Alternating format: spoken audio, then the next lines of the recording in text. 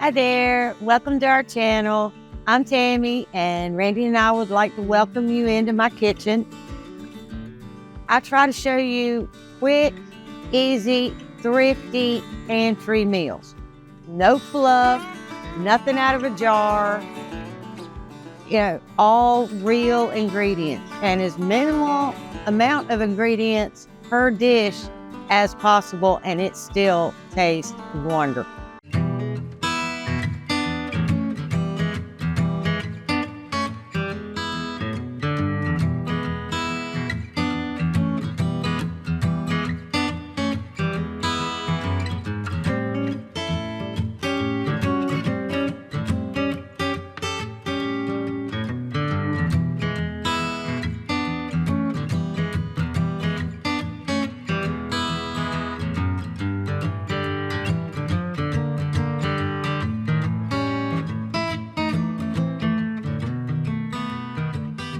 All right, today's recipe is for easy skillet meatloaf. That way, it's on the table in 45 minutes tops. And it's really, really good. All you got to do is either make you some mashed potatoes, or like we're going to do today, since I'm overrun with squash, is we're going to have a squash casserole. Perfect dinner. Everybody's full and happy and ready to go to bed. Okay, you're going to need a can of tomatoes, some hamburger, either 1.5 pounds to 2 pounds of hamburger. You're going to need some breadcrumbs, homemade, panko, regular, doesn't matter, just some breadcrumbs, salt, pepper, mustard of your choice, a very small onion, some cheese, and 1 slightly beaten egg. And this recipe today comes from an old cookbook from 1977 called Campbell's 100 Best Recipes.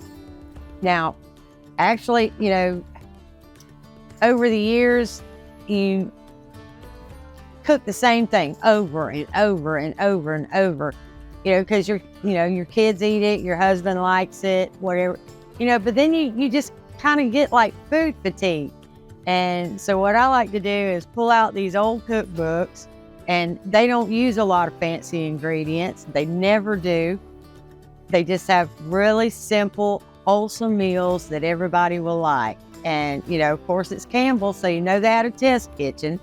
And the only difference between this recipe and what I'm going to do today is I'm going to use my own canned tomatoes. It calls for tomato soup. Well, I really don't like to buy canned soup, so I don't have any. So we're going to substitute it with that. So if you have a can of tomato soup, absolutely, you can use that. Hey, for this recipe, the only slicing and dicing I need is 1 onion. And it says to dice it fine, so that's what we're going to do.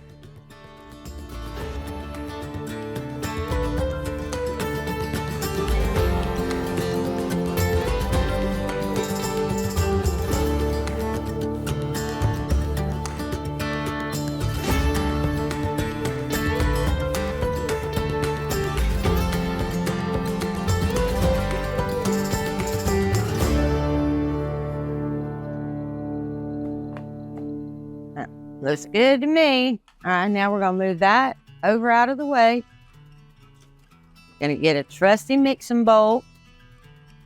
We're going to add our hamburger.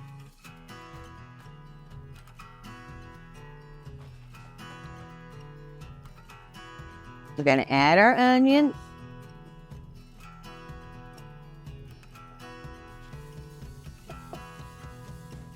We're going to add our 1 slightly beaten egg.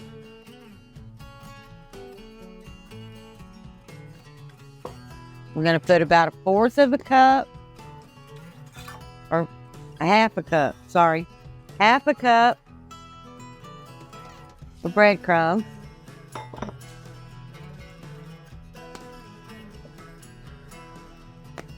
Some salt.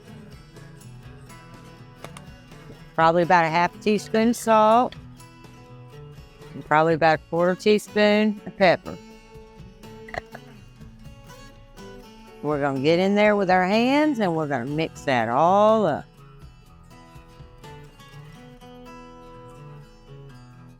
Okay, and you don't really want to overwork it. You just kind of want to make sure it's all incorporated and those onions are mixed through and your breadcrumbs are kind of all throughout. All right, then we're going to take it, put it back on this cutting board because we need to put it into 2 separate meatloaves. So we're just going to pinch it, put half on one side and half on the other. And we're going to start molding it and making it really, really firm. Okay, and the reason for putting it into 2 separate meatloaves is this is a skillet meatloaf, which means you cook it on top of the stove instead of in the oven. And it needs to be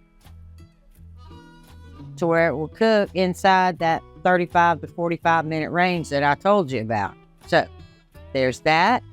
We're going to add a little bit of oil to our pan. Now we've got our pan here. We're going to get it turned on and we're going to get a medium heat. And we're going to put a little bit of oil, just enough that our meatloaf won't stick to the bottom of the pan. And we're going to do a medium heat. Get our pan centered. Put a couple of tablespoons of oil in there. Oil, butter, whatever you have or like, that's what you put in there.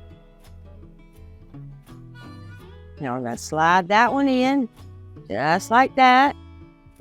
We're going to get this other one ready by doing the same thing.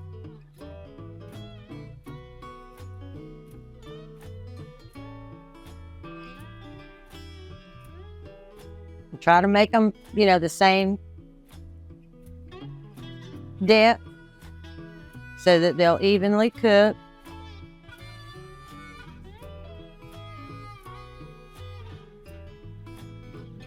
And we're going to slide that one in. Now we're going to let it brown on this side, and then we're going to flip it and let it brown on the other side, and then we'll add the other ingredients to let it simmer. Okay, now it's time to flip. We got a nice brown. Now it's going to hold together really nicely. We're going to brown that side, same way. Now that it's about, halfway cooked, we're going to go in there with some paper towel and we're going to soak up all that fat. Or not really the fat, it's more like the watery stuff that cooks out of your hamburger. Well, I don't want a whole lot of that in there, so we're just going to go in and go round and round till I get quite a bit of it out.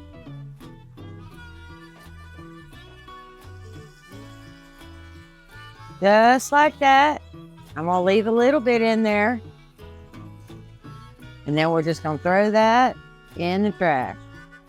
Okay, now we're just going to take that canned tomatoes and drop that all around. Or if you have that tomato soup, just use the tomato soup. And then we're going to take some mustard, and I have spicy brown, but you can use yellow mustard, Dijon, whatever kind you like.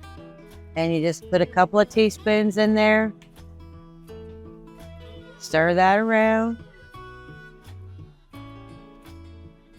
And then we're just going to put a lid on it, turn it down to low, and let it cook down. See how easy that is?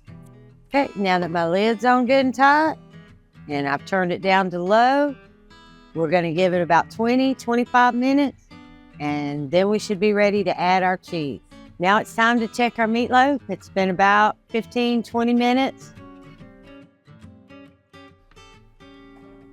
There we go. They're looking good. Got no sticking going on.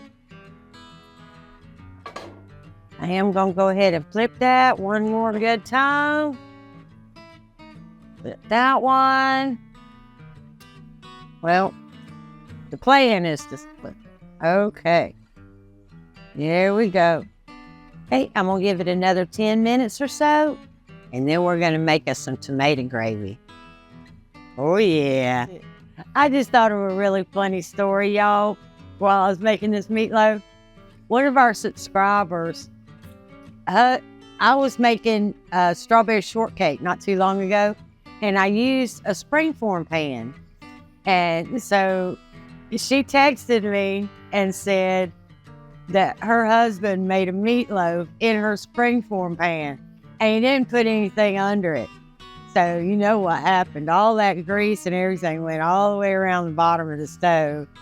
So now she hides her springform pan so he can't find it. All right, my meatloafs are done now. So it is time to put that cheese on. And since Randy really likes cheese, you're really supposed to only put like 1 or 2 pieces of cheese.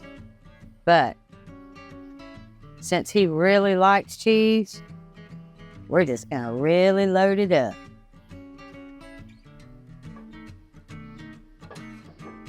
Look at that. All right. Now we're gonna take those out. Set them on a platter and let them rest.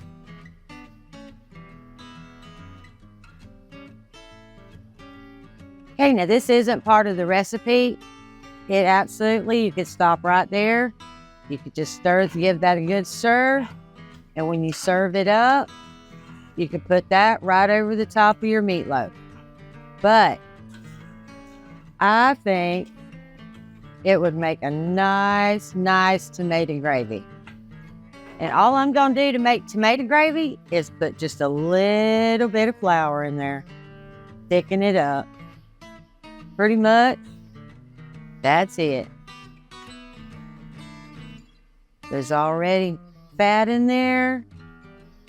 Tomatoes are already in there. So we're just gonna thicken it up a little bit with that flour. We're gonna cook it long enough to take that floury taste out. And there's your tomato gravy.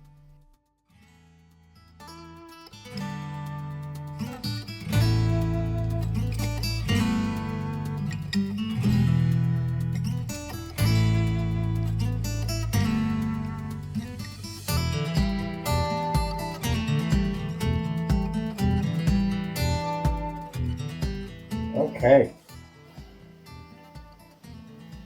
Oh, that is definitely good. That is most definitely very good.